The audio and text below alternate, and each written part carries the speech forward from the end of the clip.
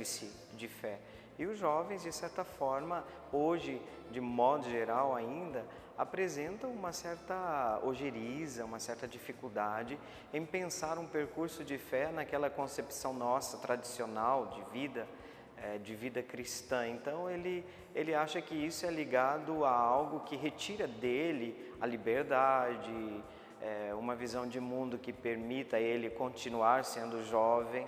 Então, inúmeras ideias que infelizmente acabam contribuindo e reforçando essa ideia de que ser jovem e ser igreja são coisas incompatíveis. O senhor acha que o individualismo do ser humano, muitas vezes do jovem, contribui para que ele se afaste, deixe de frequentar a igreja, e também se a crescência de outras denominações também façam que diminuam os jovens católicos no nosso país?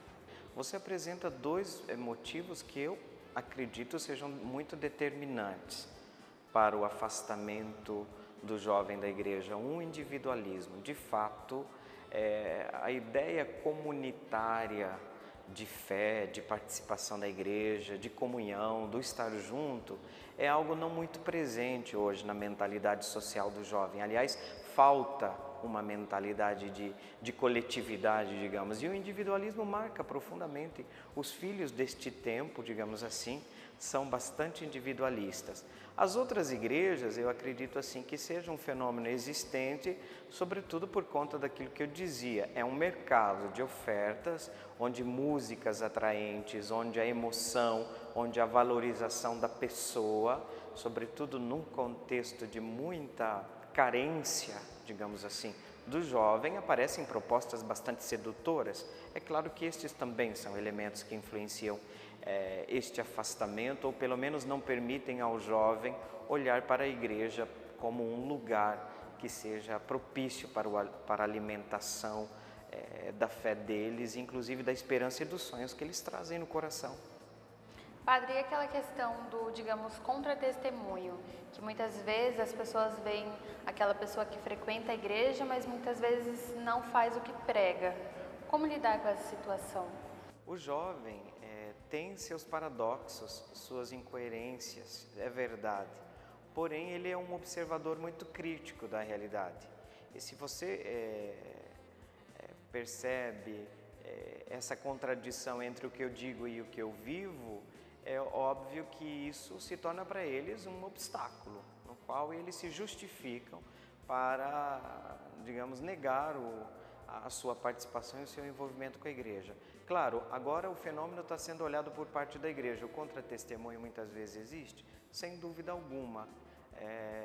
Nós temos também que perceber que a comunidade dos discípulos do Senhor são desafiados a viver o ideal evangélico, mas esse ideal esbarra muitas vezes numa visão também muito idealista do que seja a comunidade cristã. É uma comunidade de seres humanos a caminho.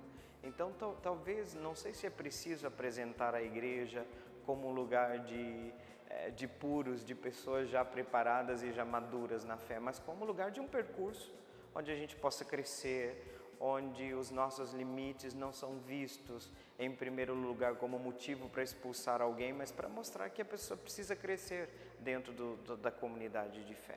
Padre, esse diálogo com o jovem, a igreja está buscando, o que a igreja está fazendo para que esse diálogo aconteça? Olha, faz tempo que a igreja, sobretudo na sua organização macro, a Igreja Universal, tem dado passos significativos. Inclusive os pontificados têm tentado muito tornar acessível ao jovem uma igreja que transpareça um rosto jovem e que insiste que o jovem seja apóstolo de um outro jovem.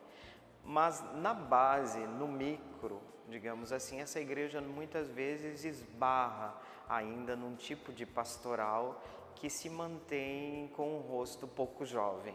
Então, eu vejo, particularmente, é uma opinião minha, existe mais esforço da Igreja Universal, do Papa, dos pontífices, da Igreja no âmbito universal, muitas vezes do que nas dioceses, embora já se percebe que diversas organizações e diversas tentativas em âmbito nacional, em âmbito diocesano, têm sido feitas. O que se percebe é realmente uma igreja muito preocupada com esse tema, voltada para esta questão de uma pedagogia que leve em consideração um rosto jovem, de apresentar e de reconhecer a necessidade de uma jovialidade no rosto da igreja.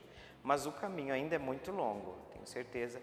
Eu vejo mesmo quando nós percebemos, quando o padre, por exemplo, na base, no campo pastoral, já dentro de uma paróquia, às vezes quer dar um rosto mais jovem para a comunidade local, se esbarra, às vezes até em conselhos que são bastante reticentes contra, digamos assim, contra qualquer abertura que vise, de certa forma, atrair mais o jovem.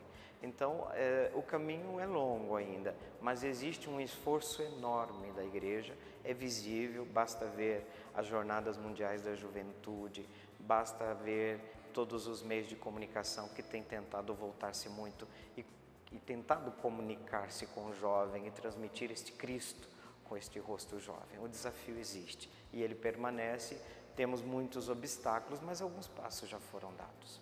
Explica um pouquinho pra gente a diferença entre ir à igreja e ser a igreja. Ser igreja é muito mais do que um estar na igreja, porque nós não podemos reduzir a missão do leigo à visão intra-eclesial. Aliás, os documentos que têm falado sobre a vocação e a missão dos leigos, e os jovens, a grande maioria são leigos, não pode ser entendida como uma missão extremamente dentro da comunidade eclesial. Mas o cristão jovem é chamado a ser sal e fermento, sobretudo nos contextos nos quais ele se encontra. Vou dar só um exemplo. Nós estamos aí, digamos assim, criticando muito as universidades porque elas se tornaram lugares muito hostis às propostas e aos valores cristãos. Mas os jovens cristãos não estão lá? Por que a gente entende que a missão do ser jovem é só quando o jovem está dentro de um templo? Tem que se alargar esta visão, e o ser igreja envolve a minha existência como um todo, e a igreja tem que entender que o mundo da cultura, o mundo do lazer, o mundo do estudo, da universidade, ele tem que ser permeado com a luz do Evangelho.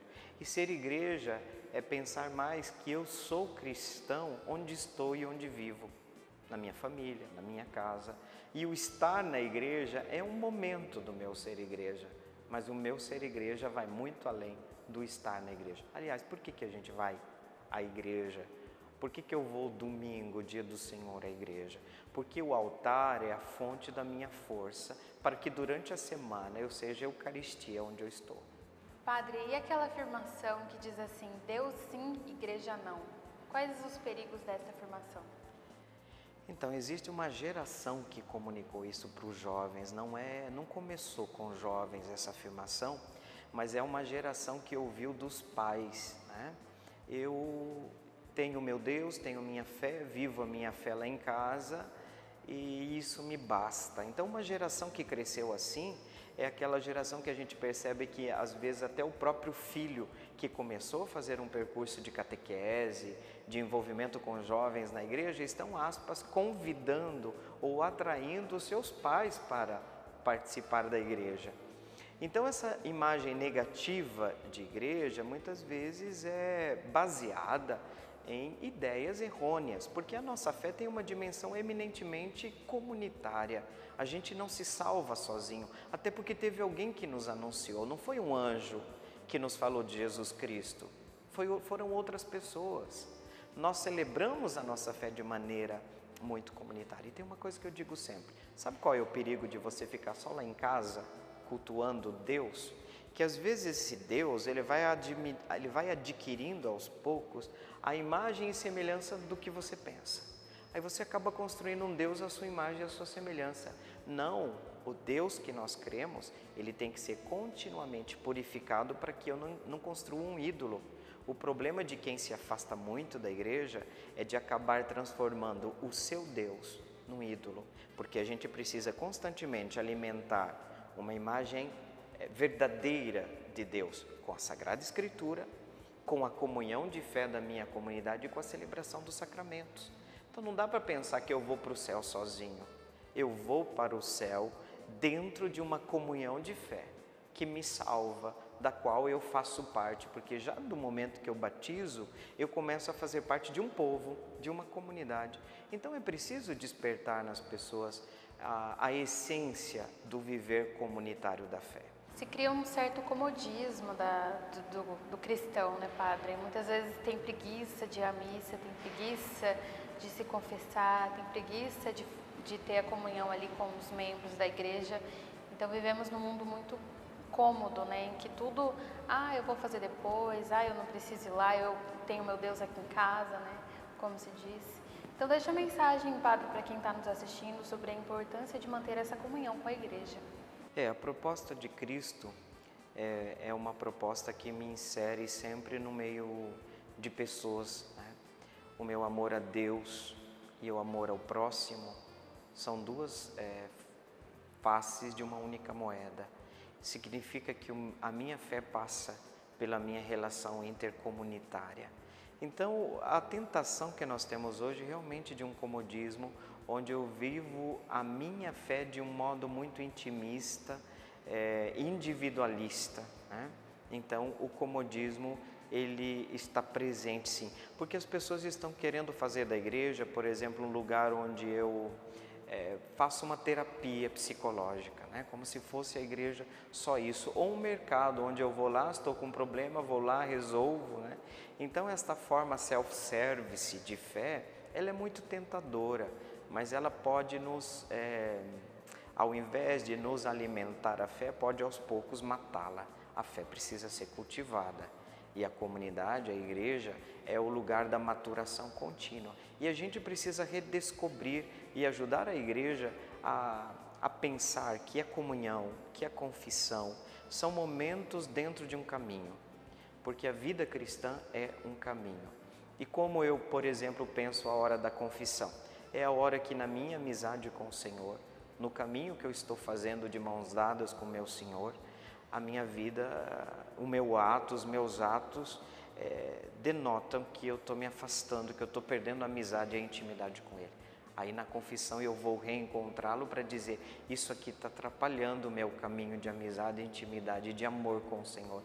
Então eu preciso tirar essa pedra do caminho. Então é todo um processo que a gente precisa entender que não existe momentos compactos de viver a religiosidade, mas que o cristianismo é uma proposta de vida que permeia toda a minha existência. Então, descobrir o sentido da vida, a gente descobre com Cristo. É Ele a resposta. E essa resposta precisa ser buscada, precisa ser vivida dentro de um contexto comunitário. E a igreja precisa ser continuamente o lugar onde a gente alimenta e cultiva a nossa fé. Tenho certeza que se você redescobrir o amor à igreja, ele vai ser alimentado sempre quando a gente percebe que quanto mais amor a Cristo eu tenho, eu acabo tendo mais amor à sua igreja. E eu vejo que as duas coisas são necessárias no meu percurso de fé. Muito bem, Padre Adriano, muito obrigada. Esclareceu muitas dúvidas que os jovens têm diante do ser igreja e do ir na igreja, né? Quero agradecer muito a sua presença aqui no nosso programa. Muito bem, essa foi a entrevista lá no ITEL com o Padre Adriano Stevanelli. Quero agradecer desde já, né, a disponibilidade, e falou muito bem sobre o tema que é ser igreja, né, Felipe? Foi uma entrevista muito esclarecedora. Espero que você de casa tenha gostado. Agora você fica com a segunda dica do personagem da hora de hoje, e é essa daí.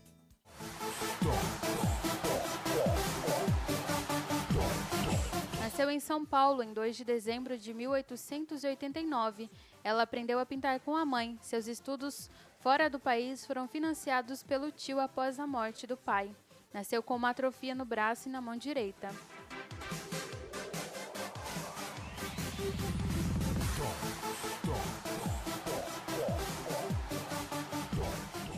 Muito bem, essa foi a nossa segunda dica do personagem. Espero que você de casa esteja anotando as nossas dicas, porque lá no terceiro bloco a gente vai fazer a revelação do personagem do programa de hoje. Lembrando que o tema do nosso programa é ser igreja. Espero que você esteja gostando. Agora nós vamos dar uma pausa, vamos por intervalo. No próximo bloco tem mais entrevista. Espero que você esteja aí e não saia daí, porque nós voltamos daqui a pouquinho.